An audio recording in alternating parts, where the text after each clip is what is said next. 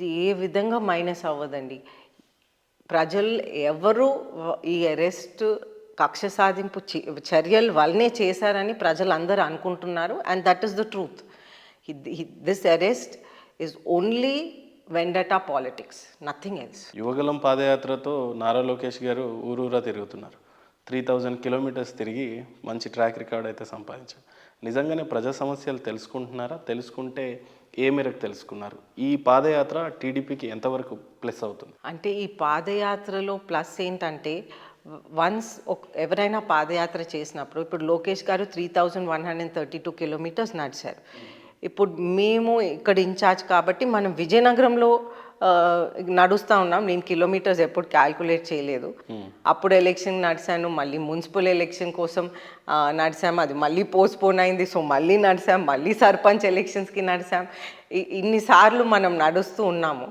So మనకి direct contact ప్రజలతో ఉంటుంది. ఆ డైరెక్ట్ కాంటాక్ట్ ఉన్నప్పటికీ వాళ్ళు యాక్చువల్ సమస్యలు చెప్తారు. ముందట్లాగా భయం అనేది వాళ్ళకి ఏం లేదు. ఇప్పుడు వాళ్ళు ఓపెన్గా చెప్పేస్తారు. ఇప్పుడు నాన్నకాలంలో ఉన్నప్పుడు కొద్దిగా భక్తి అటువంటిది ఉండేది, అన్నీ చెప్పకూడదు అనేది ఒక అప్రిహెన్సివ్ ఫీల్ అయ్యేవారు. ఇప్పుడు ఓపెన్గా చెప్పేస్తారు, ఈ ప్రాబ్లం ఉంది. మనం ఇప్పుడైతే మనం వెళ్తుంటే, ఫర్ ఎగ్జాంపుల్ నేను ఈరోజు మార్నింగ్ కూడా 10th వార్డ్కి వెళ్ళాను. అయితే అది అక్కడ కూడా నిరుద్యోగ యువత మన ఏరియాలో చాలా ఎక్కువ, విజయనగరంలో పాపులేషన్. ఎందుకంటే ఇక్కడే కోచింగ్ సెంటర్స్ చాలా ఉంటాయి, కోట చుట్టూ కోచింగ్ సెంటర్స్ చాలా ఉంటాయి. అయితే వాళ్ళైతే చెప్తా ఉన్నారు, ఒక గవర్నమెంట్ జాబ్ లేదు, ప్రైవేట్ జాబ్ లేదు, ఏం చేయమంటారు మమ్మల్ని అందరిని అని. వాళ్ళు ఇప్పుడు ఒక కళ కన్నారు, ఇది చదువుకుంటే ఇది అవుతాము, ఒక గోల్ పెట్టుకుంటాను, నేను టీచర్ అవుతాను, లేకపోతే నేను పోలీస్ ఉద్యోగం సంపాదిస్తాను, లేకపోతే నేను ఐటీ రంగంలో ఉంటానని. అయితే ఇప్పుడు ప్రభుత్వంని చూస్తుంటే ఒక గవర్నమెంట్ జాబ్ లేదు, అలాగే ప్రైవేట్ జాబ్ కూడా లేదు. ఇప్పుడు లోకేష్ గారు ఐటీ మినిస్టర్ ఉన్నప్పుడు వారు విశాఖపట్నంలో ఐటీ హబ్ పెట్టారు. ఇప్పుడు అదే కాకుండా ఎన్నో పరిశ్రమల్ని తెచ్చారు. ఆ తెచ్చిన పరిశ్రమల్ని కూడా వీళ్ళు పంపించేశారు. సో గవర్నమెంట్ జాబ్స్ ఎలాగో లేవు.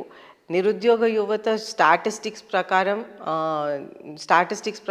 6,12,000 నిరుద్యోగ యువత ఉన్నారు ఆంధ్రప్రదేశ్. అయితే ఇంతమందికి జాబ్స్ లేవు. వాళ్ళందరూ ఎక్కడికి వెళ్తారండి? వాళ్ళు ఒక అగ్రికల్చర్ చేయటం వాళ్ళు నేర్చుకోలేదు. బికాజ్ ఇది ఒక గోల్, ఇది ఒక కళ అని పెట్టుకొని దీంట్లో వాళ్ళు వెళ్ళిపోయారు. సో అగ్రికల్చర్ చేయటం రాదు వాళ్ళకి, చదువుకున్నారు కానీ జాబ్స్ లేవు. ఈ సిచ్యువేషన్ అలాగుంది. And to make matters worse, విచ్చలవిడిగా డ్రగ్స్, విజయనగరంలో అయితే విచ్చలవిడిగా డ్రగ్స్ దొరుకుతున్నాయండి ఎక్కడ పడితే అక్కడ. అయితే పేరెంట్స్ అయితే చాలా టెన్షన్ పడిపోతున్నారు, ఎందుకంటే వీళ్ళు ఆల్రెడీ జాబ్స్లో లేరు. సో కొంత డెఫినెట్గా ఏ చైల్డ్కైనా నిరాశ పడిపోతారు, అది ఆల్రెడీ ఉంది. మళ్ళీ వీళ్ళు డిప్రెషన్లోకి వెళ్తారా, వీళ్ళు ఈ డ్రగ్స్ అనే పదార్థం ఈ విధంగా విచ్చలవిడిగా దొరుకుతుంది కాబట్టి దాంట్లోకి వెళ్ళిపోతారా? సో న్యాచురల్ టెన్షన్, విపరీతమైన టెన్షన్ ఉంది ఈ ఏరియాలో. ఇలాగ డ్రగ్స్ విచ్చలవిడిగా దొరుకుతుందంటే ఏమవుతుంది పిల్లలకి, ఒక భవిష్యత్ లేకుండా వాళ్ళు ఎలాగ అయిపోతున్నారు అనేది పేరెంట్స్కి. మరి ఏ రకంగా వైఎస్ఆర్సీపీ నాయకులు 175కు 175 గెలుస్తామని, రెండోది మేము ప్రవేశపెట్టిన పథకాలు నవరత్నాలు ఇంటింటికి అందినాయి, ఒకవేళ మీకు మంచి జరుగుంటే మీరే మా పక్షాన నిలబడి ప్రజలే మాకు స్టార్ క్యాంపెయినర్స్ అని చెప్పి అంత భరోసాతో ఓట్లు ఎందుకు అడుగుతున్నారంటారు వైఎస్ఆర్సీపీ వాళ్ళు? వాళ్ళు హార్స్ బ్లింకర్స్ తీసుకున్నారండి. హార్స్ బ్లింకర్స్ అంటే ఇలాగా గుర్రానికి బ్లింకర్స్ ఉంటాయి, ఇలాగే చూస్తుంది అనమాట, ఇటువైపు చూడదు. సో వాళ్ళు ఏం కావాలంటే అదే చూస్తున్నారు. They are not seeing actually what is happening. నిజంగా ప్రపంచంలో ఏమవుతుందో వాళ్ళు అసలు చూడట్లేదు. అందుకే వాళ్ళు అలాగ అంటున్నారు. మనం ఇప్పుడు చూస్తుంటే పబ్లిక్లో సిచ్యువేషన్ అయితే వాళ్ళు అన్నట్లే ఏమీ లేదు. ఏ కాన్ఫిడెంట్ చేత జగన్మోహన్ రెడ్డి గారు గతంలో ఏ ముఖ్యమంత్రి లేనంత కాన్ఫిడెంట్గా టార్గెట్ 175 స్థానాలు ఉంటే 175లో ఇంక్లూడింగ్ మీ అధ్యక్షుడైన నారా చంద్రబాబు నాయుడు కూడా ఓడిపోయే పరిస్థితి ఉంటుంది, మళ్ళీ అసెంబ్లీకి అడుగు పెట్టనివ్వము అన్నంత కాన్ఫిడెంట్గా చెప్పడానికి గల కారణాలు ఏంటంటే ఏం చెప్తారు? ఆయన ఓన్ సీట్ వస్తే చాలా గ్రేట్ అండి. జగన్మోహన్ రెడ్డి గారు ఓన్ సీట్ వస్తేనే చాలా గ్రేట్. ఏ కాన్ఫిడెన్స్ చేత 175 గెలుస్తామని అంటున్నారు? మరి వాళ్ళ పథకాలు అంత బలంగా ఉన్నాయని నమ్ముతున్నారు కదా వాళ్ళు. అంటే వాళ్ళ అంధకారంలోకి వెళ్ళిపోయారండి. వాళ్ళ పథకాలు ఏ విధంగా బలంగా లేవు. ఎందుకంటే నేను చెప్పాను, పెన్షన్స్ కూడా ఇలాగే వికలాంగులు కూడా ఇవ్వలేదు.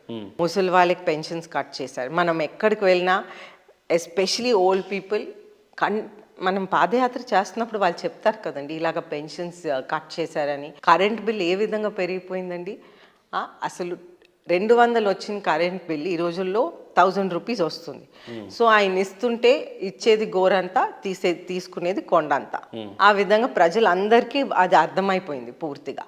సో వాళ్ళు యాక్చువల్గా ఏదో చెప్తున్నారు కానీ వాళ్ళు యాక్చువల్గా ఏం చెయ్యట్లేదండి. నీదర్ డెవలప్మెంట్ నార్ వెల్ఫేర్. విజయనగరంలో చూసినట్లయితే ప్రధానంగా ఒకప్పుడు ఇండిపెండెంట్గా ఉండి అశోక్ గజపతి రాజు గారిని ఓడించారు, వీర బ్రహ్మేంద్ర స్వామి. ఇప్పుడు అదే విషయానికి వస్తే మిమ్మల్ని కూడా ఓడించారు. అంత బలమైన ప్రత్యర్థి మీకు విజయనగరంలో ఉన్నారు, ఎలా ఓడిస్తారు అతను? వాళ్ళు జస్ట్ షో వర్క్ చేస్తున్నారండి. బేసిక్లీ షో వర్క్ ఒక యాంగిల్, ఇంకొక యాంగిల్ ఏమో ప్రజల్ని మభ్యపెట్టడం, కన్ఫ్యూజ్ చేయటం. వాళ్ళ మేజర్ ఎజెండాస్ ఇదే. అలాగే చూస్తుంటే ఏం చేసినా అశోక్ గజపతి రాజు లాంటి వాళ్ళని ఓడగొట్టడం అనేది, దట్టు ఇండిపెండెంట్ క్యాండిడేట్ అనేది బలమైన ప్రత్యర్థిగానే చూడొచ్చు కదా. అదే డాటర్గా ఉన్న మిమ్మల్ని అదే రకంగా ఓడగొట్టారు. ప్రత్యర్థి బలంగా ఉన్నారని నమ్ముతారా?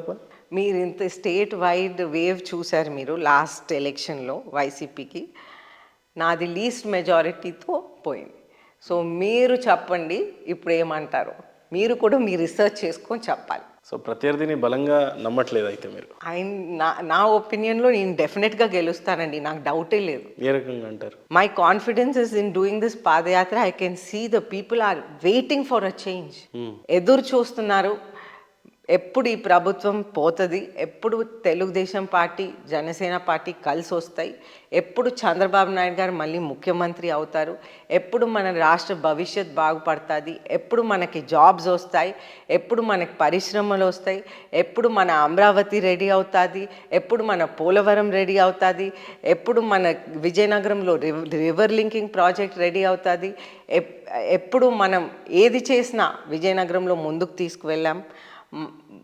కాబట్టి ఇదంతా ప్రజలు ఎదురు చూస్తున్నారనమాట. They waiting.